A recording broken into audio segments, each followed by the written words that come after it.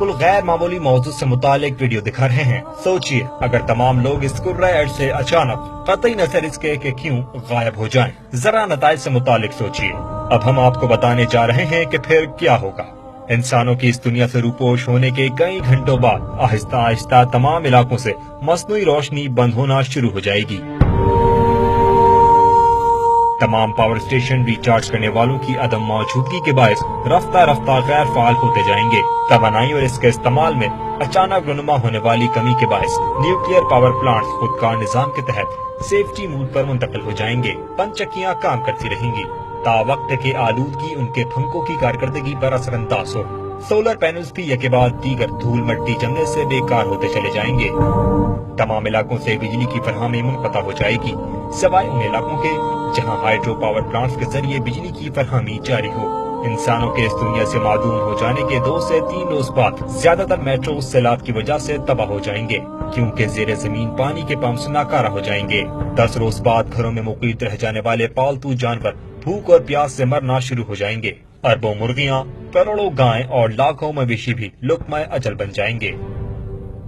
जो बाहर निकलने में कामयाब हो जाएंगे अपनी बका का रास्ता तलाश करने की कोशिश करेंगे। जंगली हयात में आला नस्ल के कुत्ते जैसे बुलडॉग और ट्रेयर मुमकिन तौर पर सबसे पहले अपने अख्तिताम को पहुंचेंगे। बड़े वहशी कुत्ते छोटों का शिकार करेंगे। कुछ हफ्तों बाद कुत्तों की नस्ल मातूम हो जाएगी।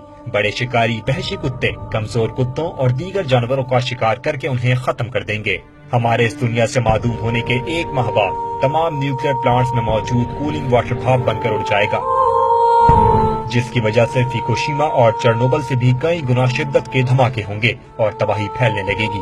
लाखों करोड़ों जानवर कैंसर से मर जाएंगे।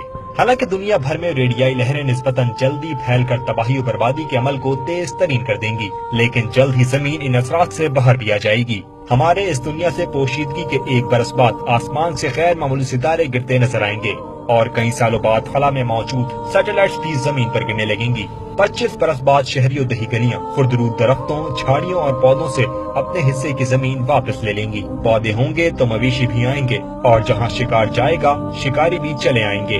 वहशी जंगली कुत्ते और भेड़ियों के मिलाप से नए वजूद में आने वाले खूंखार जानवर पुराने वक्तों के उन शहरों की तरफ आ निकलेंगे। कुछ शहरों में हद निगाह कई गुना घट जाएगी। दुबई और लॉस वेगास जैसे शहर रेत में धंस जाएंगे। सहरा और मैदान वैसे ही हो जाएंगे जैसा कुदरत ने उन्हें बनाया होगा।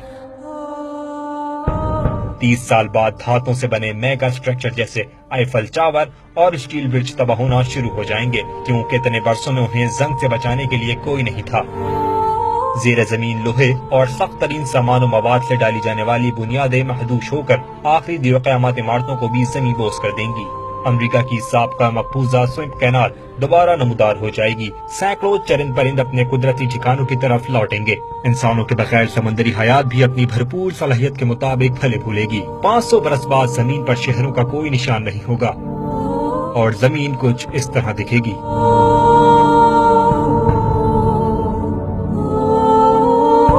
10,000 साल बाद इंसान अहराम मिस्र, अजीम दीवार चीन और रशमोट माउंट जैसी पत्थरों की तामीर में बाकी रह जाएगा।